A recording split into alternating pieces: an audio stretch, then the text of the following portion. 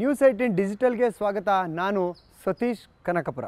ಚುನಾವಣೆ, ಲೋಕಸಭಾ ಚುನಾವಣೆಯ ಕಾವು ಈಗ ಸದ್ಯಕ್ಕೆ ಯಾವ ರೀತಿ ಇದೆ ನಮ್ಮ ಕರ್ನಾಟಕದಲ್ಲಿ ಅಂದರೆ ಬೇಸಿಗೆಯ ಬಿಸಿಲಿಗಿಂತ ಹೆಚ್ಚಾಗಿದೆ ಅನ್ಬೋದು.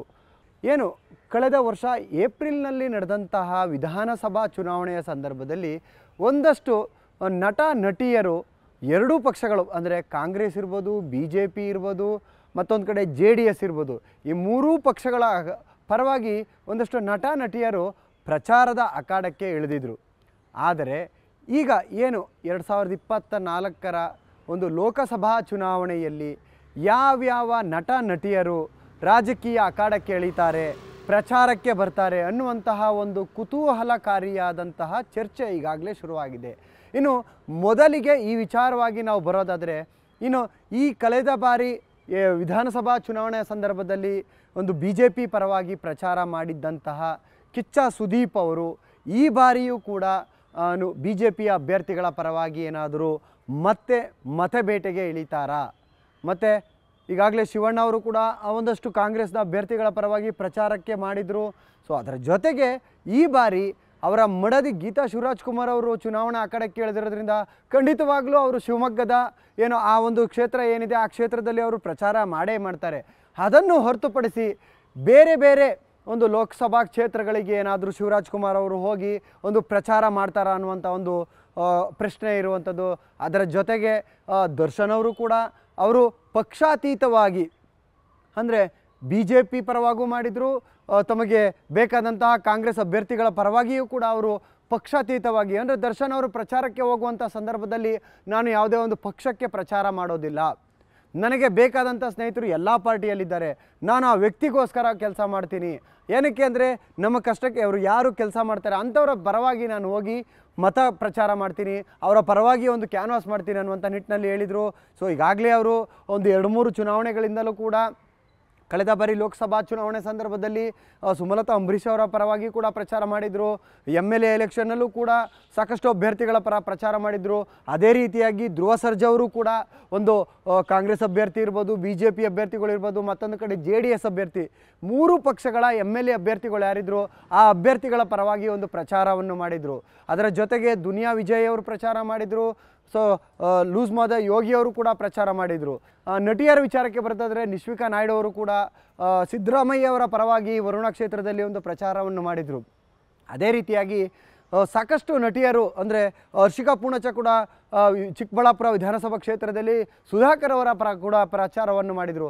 ಈಗ ಈ ಎಲ್ಲ ನಟ ನಟಿಯರು ನಾನು ಆಗಲೇ ಹೇಳಿದಾಗೆ ಧ್ರುವ ಸರ್ಜಾ ಅವರು ಇರ್ಬೋದು, ದರ್ಶನ್ ಅವರು ಇರ್ಬೋದು, ಶಿವಣ್ಣ ಇರ್ಬೋದು, ದುನಿಯಾ ವಿಜಯ್ ಅವರು ಇರ್ಬೋದು, ಲೂಸ್ ಮಾದ ಯೋಗಿ ಅವರು ಇರ್ಬೋದು, ನಿಶ್ವಿಕಾ ನಾಯ್ಡು, ಹೀಗೆ ನಟ ನಟಿಯರು ಮತ್ತೆ ಈಗ ಇನ್ನು ಕೆಲವೇ ದಿನಗಳಲ್ಲಿ ಬರುವಂತಹ ಲೋಕಸಭಾ ಚುನಾವಣೆಯಲ್ಲಿ ಮತ್ತೆ ಚುನಾವಣಾ ಅಖಾಡಕ್ಕೆ ಇಳಿತಾರಾ? ಅದರಲ್ಲೂ ಕೂಡ ತುಂಬ ಕುತೂಹಲಕಾರಿಯಾಗಿರುವಂತಹ ಅಂಶ ಅಂತಂದರೆ ಕಿಚ್ಚ ಸುದೀಪ್ ಅವರ ನಡೆ. ಕಳೆದ ಬಾರಿಯ ವಿಧಾನಸಭಾ ಚುನಾವಣೆಯ ಸಂದರ್ಭದಲ್ಲಿ ಸುದೀಪ್ ಅವರು ಕೇವಲ BJPಯ ಅಭ್ಯರ್ಥಿಗಳ ಪರವಾಗಿ ಮಾತ್ರ ಒಂದು ಪ್ರಚಾರವನ್ನು ಮಾಡಿದರು. ಸೊ ಈ ಬಾರಿಯೂ ಕೂಡ ಏನು ಕಳೆದ ಬಾರಿ ವಿಧಾನಸಭಾ ಚುನಾವಣೆಯ ಸಂದರ್ಭದಲ್ಲಿ ನಾನು ನನ್ನ ಮಾವ CM ಬೊಮ್ಮಾಯಿ ಅವರ ಪರವಾಗಿ ಅಂದರೆ ಅವರಿಗೋಸ್ಕರ ನಾನು ಈ ಬಾರಿ BJPಯ ಅವರ ಪರವಾಗಿ ಮತ್ತು ಕೆಲವು BJPಯ ಅಭ್ಯರ್ಥಿಗಳ ಪರವಾಗಿ ನಾನು ಪ್ರಚಾರವನ್ನು ಮಾಡ್ತೀನಿ ಅನ್ನುವಂಥ ನಿಟ್ಟಿನಲ್ಲಿ ಹೇಳಿದರು. ಅವರ ಜೊತೆ ಪ್ರೆಸ್ ಮೀಟ್ ಕೂಡ ಮಾಡಿದರು. ಅದೇ ರೀತಿಯಾಗಿ ಬೊಮ್ಮಾಯಿಯವರ ಪರವಾಗಿ ಮತ್ತು BJPಯ ಕೆಲವು ಅಭ್ಯರ್ಥಿಗಳ ಪರವಾಗಿ ಪ್ರಚಾರ ಮಾಡಿದರು. ಆದರೆ ಸುದೀಪ್ ಅವರು ಅದಕ್ಕಿಂತ ಮುಂಚೆ ಕಾಂಗ್ರೆಸ್ ಅಭ್ಯರ್ಥಿಗಳ ಪರವಾಗಿ ಕೂಡ ಪ್ರಚಾರ ಮಾಡಿದರು. ಆದರೆ ಕಳೆದ 23ನೇ ಎಲೆಕ್ಷನ್ನಲ್ಲಿ ಕೇವಲ BJP ಅಭ್ಯರ್ಥಿಗಳ ಪರವಾಗಿ ಮಾತ್ರ ಕ್ಯಾನ್ವಾಸ್ ಮಾಡಿದರು. ಸೊ ಅದೇ ರೀತಿಯಾಗಿ ಈಗ ಏನು 2024ರ ಲೋಕಸಭಾ ಚುನಾವಣೆಯಲ್ಲಿ ಸುದೀಪ್ ಅವರು ಯಾವ ಪಕ್ಷದ ಪರವಾಗಿ ಪ್ರಚಾರ ಮಾಡ್ತಾರೆ? ಕೇವಲ BJP ಪರವಾಗಿ ಪ್ರಚಾರ ಮಾಡ್ತಾರಾ, ಇಲ್ಲ ಪಕ್ಷಾತೀತವಾಗಿ BJP, ಕಾಂಗ್ರೆಸ್, JDS ಈ ಮೂರೂ ಪಕ್ಷಗಳಲ್ಲಿ ಇರುವಂತಹ ಅಭ್ಯರ್ಥಿಗಳಿಗೆ ಏನಾದರೂ ಒಂದು ಪ್ರಚಾರ ಮಾಡ್ತಾರಾ? ಸೊ ಒಂದು ವೇಳೆ ಈಗ BJP ಮತ್ತು JDSನವರು ಮೈತ್ರಿ ಆಗಿರೋದ್ರಿಂದ ಆ ಮೈತ್ರಿ ಅಭ್ಯರ್ಥಿಗಳು ಇರುವಂತಹ ಜಾಗದಲ್ಲಿ ಏನಾದರೂ ಸುದೀಪ್ ಅವರು ಪ್ರಚಾರ ಮಾಡ್ತಾರಾ? ಹೀಗೆ ಅವರ ನಡೆಯ ಬಗ್ಗೆ ಸುದೀಪ್ ಅವರ ಒಂದು ಎಲೆಕ್ಷನ್ ಪ್ರಚಾರದ ವಿಚಾರವಾಗಿ ಒಂದಷ್ಟು ಸಾಕಷ್ಟು ಕುತೂಹಲಕಾರಿಯಾದಂಥ ಅಂಶಗಳು ಈಗ ಅವರ ಅಭಿಮಾನಿಗಳಿರ್ಬೋದು ಮತ್ತು ರಾಜಕೀಯ ಪಕ್ಷಗಳ ಅವರ ಕಾರ್ಯಕರ್ತರಲ್ಲೂ ಕೂಡ ಈ ಥರದ ಒಂದು ಪ್ರಶ್ನೆಯನ್ನು ಮೂಡಿರುವಂಥದ್ದು. ಆದರೆ ಈ ಕ್ಷಣದವರೆಗೂ ಸುದೀಪ್ ಅವರು ಮುಂದಿನ ಚುನಾವಣೆಯ ವೇಳೆ ಯಾವ ಪಕ್ಷದ ಪರವಾಗಿ ಅವರು ಪ್ರಚಾರ ಮಾಡ್ತಾರಾ, ಇಲ್ಲ ನಮಗೆ ಯಾಕೆ ಚುನಾವಣೆ, ಈ ಸಿನಿಮಾ ಒಂದೇ ಸಾಕು ಅನ್ನುವಂಥ ನಿಟ್ಟಿನಲ್ಲಿ ಈ ಬಾರಿಯ ಚುನಾವಣಾ ಪ್ರಚಾರದಿಂದ ಅವರು ದೂರ ಇರ್ತಾರಾ? ಸೊ ಅದಕ್ಕೆ ಸುದೀಪ್ ಅವರೇ ಒಂದು ಕ್ಲಾರಿಟಿಯನ್ನು ಕೊಡಬೇಕು. ಅದೇ ರೀತಿಯಾಗಿ ದರ್ಶನ್ ಅವರು, ಸೊ ಈಗಾಗಲೇ ದರ್ಶನ್ ಅವರು ಕೂಡ ಸುಮಲತಾ ಅವರು ನನ್ನ ಅಮ್ಮ, ಯಾರಾದರೂ ಅಮ್ಮನ ಕೈ ಬಿಡ್ತಾರಾ ಅನ್ನುವಂಥ ನಿಟ್ಟಿನಲ್ಲಿ ಹೇಳಿದರು. ಸೊ ಒಂದು ವೇಳೆ ಏನಾದರೂ ಸುಮಲತಾ ಅಂಬರೀಷ್ ಅವರು ಮತ್ತೆ ಚುನಾವಣೆಗೆ ಸ್ಪರ್ಧಿಸಿದ್ದೇ ಆದರೆ ಅವರು ಖಂಡಿತವಾಗ್ಲೂ ಸುಮಲತಾ ಅಂಬರೀಷ್ ಪರವಾಗಿ ಪ್ರಚಾರವನ್ನು ಮಾಡೇ ಮಾಡ್ತಾರೆ. ಅದರ ಜೊತೆಗೆ ಸುಮಲತಾ ಅಂಬರೀಷ್ ಅವರನ್ನು ಹೊರತುಪಡಿಸಿ ಬೇರೆ ಬೇರೆ ಕಾನ್ಸ್ಟಿಟ್ಯುನ್ಸಿ ಏನು ಬೇರೆಯ ಯಾವುದಾದರೂ ಲೋಕಸಭಾ ಕ್ಷೇತ್ರಗಳಿಗೆ ಬೇರೆಯ ಅಭ್ಯರ್ಥಿಗಳು ಅಂದರೆ ಕಾಂಗ್ರೆಸ್ ಇರ್ಬೋದು, BJP ಇರ್ಬೋದು, ಈ ಪಕ್ಷಗಳ ಪರವಾಗಿ ಏನಾದರೂ ದರ್ಶನ್ ಅವರು ಪ್ರಚಾರಕ್ಕೆ ಹೋಗ್ತಾರಾ?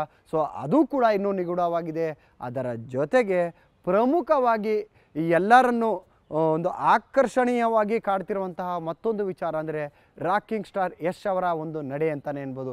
ಏನು ಕಳೆದ ಲೋಕಸಭಾ ಚುನಾವಣೆಯಲ್ಲಿ ಮಂಡ್ಯದ ಒಂದು ಚುನಾವಣಾ ಅಖಾಡದಲ್ಲಿ ಜೋಡೆತ್ತು ಅನ್ನುವಂಥ ನಿಟ್ಟಿನಲ್ಲಿ ಸುಮಲತಾ ಅವರ ಪರವಾಗಿ ಬಂದು ಭರ್ಜರಿಯಾದಂತಹ ಪ್ರಚಾರ ಮಾಡಿದರು. ಅದೇ ರೀತಿಯಾಗಿ ಯಾರೂ ಕೂಡ ಊಹೆ ಮಾಡದ ರೀತಿಯಲ್ಲಿ ಸುಮಲತಾ ಅಂಬರೀಷ್ ಅವ್ರನ್ನ ಗೆಲ್ಲಿಸ್ಕೊಂಡು ಬಂದಿದ್ದರು ದರ್ಶನ್ ಅವರು ಮತ್ತು ಯಶ್ ಅವರು. ಸೊ ಈಗ ಮತ್ತೆ ಏನಾದರೂ ಸುಮಲತಾ ಅಂಬರೀಷ್ ಅವರು ಪ್ರಚಾರಕ್ಕೆ ಒಂದು ಚುನಾವಣಾ ಪ್ರಚಾರಕ್ಕೆ ಇಳಿತಾರ ಯಶ್ ಅವರು? ಏನಂದರೆ ಇದುವರೆಗೂ ಕೂಡ ಸುಮಲತಾ ಅಂಬರೀಷ್ ಅವರು ಯಾವ ಕ್ಷೇತ್ರದಿಂದ ಚುನಾವಣೆಗೆ ನಿಲ್ತಾರೆ ಅನ್ನುವಂಥದ್ದು ಒಂದು ನಿಗೂಢವಾಗಿದೆ ಅನ್ಬೋದು. ಸೊ ಈ ಕ್ಷಣದವರೆಗೂ ಕೂಡ ಸುಮಲತಾ ಅಂಬರೀಷ್ ಅವರು ನಾನು ಮಂಡ್ಯದಿಂದಲೇ ಸ್ಪರ್ಧಿಸ್ತೀನಿ ಅಂತ ಹೇಳ್ಕೊಂಡು ಬಂದಿದ್ರು ಕೂಡ ರಾಜಕೀಯ ಚದುರಂಗದ ಆಟದಲ್ಲಿ ಕೊನೆ ಗಳಿಗೆಯಲ್ಲಿ ಏರಬೇಕಾದರೂ ಆಗಬಹುದು.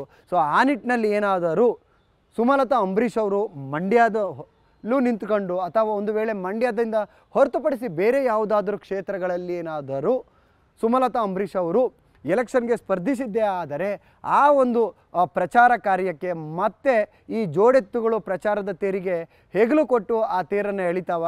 ಈ ಥರದ ಒಂದಷ್ಟು ಪ್ರಶ್ನೆ ಇದೆ. ಸೊ ಆದರೆ ಯಶ್ ಅವರು ಕೂಡ ಈ ಒಂದು ಎಲೆಕ್ಷನ್ ವಿಚಾರದಲ್ಲಿ ಮೊನ್ನೆ ಅಷ್ಟೇ ಒಂದು ರಿಯಾಕ್ಟ್ ಮಾಡಿದ್ದು.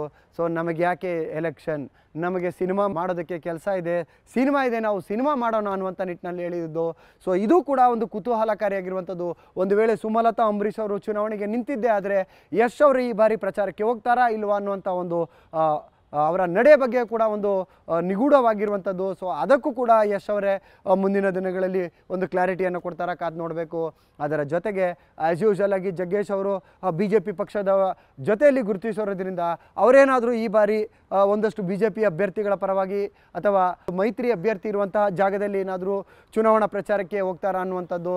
ಸೊ ಅದನ್ನು ಹೊರತುಪಡಿಸಿ ದುನಿಯಾ ವಿಜಯ್ ಅವರೇನಾದರೂ ಮತ್ತೆ ಸಿದ್ದರಾಮಯ್ಯ ಪರವಾಗಿ ಒಂದು ಭರ್ಜರಿಯಾದಂಥ ಒಂದು ಪ್ರಚಾರ ಮಾಡಿದ್ರು. ಅದೇ ರೀತಿಯಾಗಿ CM ಸಿದ್ದರಾಮಯ್ಯ ಅವರು ಸೂಚಿಸಿದಂತಹ ಅಭ್ಯರ್ಥಿಗಳ ಪರವಾಗಿ ಏನಾದರೂ ಸಾಧು ಕೋಕಿಲ್ ಅವರಿರ್ಬೋದು, ದುನಿಯಾ ವಿಜಯ್ ಅವರಿರ್ಬೋದು, ಲೂಸ್ಮಾದ ಯೋಗಿ, ನಿಶ್ವಿಕಾ ನಾಯ್ಡು ಇವರೆಲ್ಲರೂ ಮತ್ತೆ ಅವರ ಪರವಾಗಿ ಕಾಂಗ್ರೆಸ್ ಅಭ್ಯರ್ಥಿಗಳ ಪರವಾಗಿ ಪ್ರಚಾರ ಮಾಡ್ತಾರಾ?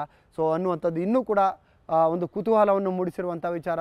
ಸೊ ಇನ್ನು ಕೆಲವೇ ದಿನಗಳಲ್ಲಿ ಕೂಡ ಕೇಂದ್ರ ಚುನಾವಣಾ ಆಯೋಗ ಇನ್ನು ಎಲೆಕ್ಷನನ್ನು ಅನೌನ್ಸ್ ಮಾಡುತ್ತೆ. ಅದಾದ ನಂತರ ಈ ಎಲ್ಲ ನಟ ನಟಿಯರು, ನಾನೇನು ಆಗಲೇ ಯಾವ್ಯಾವ ನಟಿಯರು ಇದುವರೆಗೂ ಕೂಡ ಚುನಾವಣಾ ಪ್ರಚಾರ ಕಾರ್ಯದಲ್ಲಿ ಭಾಗಿಯಾಗಿದ್ದರು ಅವರು ಕೂಡ ಈ ಬಾರಿಯ ಏನು ಜಿದ್ದಾಜಿದ್ದಿಯಿಂದ ಕೂಡಿರುವಂತಹ ಈ ಬಾರಿಯ ಚುನಾವಣಾ ಪ್ರಚಾರದಲ್ಲಿ ಭಾಗಿಯಾಗ್ತಾರಾ ಅಂತ ನಾವು ಕೂಡ ಕಾದು ನೋಡಬೇಕಾಗಿದೆ. ಸೊ ಇದು ಇವತ್ತಿನ ನಮ್ಮ ನ್ಯೂಸ್18 ಡಿಜಿಟಲ್ನ ಒಂದು ವಿಶೇಷವಾದಂತಹ ಸಂಗತಿಯಾಗಿತ್ತು. ನಾಳೆ ಕೂಡ ಇದೇ ಥರದ ಒಂದು ವಿಚಾರದಲ್ಲಿ ನ್ಯೂಸ್18 ಡಿಜಿಟಲ್ ಲೈವ್ಗೆ ಬರ್ತೀವಿ. ಅಲ್ಲಿವರೆಗೂ ನೋಡ್ತಾ ಇರಿ ನ್ಯೂಸ್18 ಕನ್ನಡ. ಜಾಲ ನಮ್ಮದು, ಬಲ ನಿಮ್ಮದು.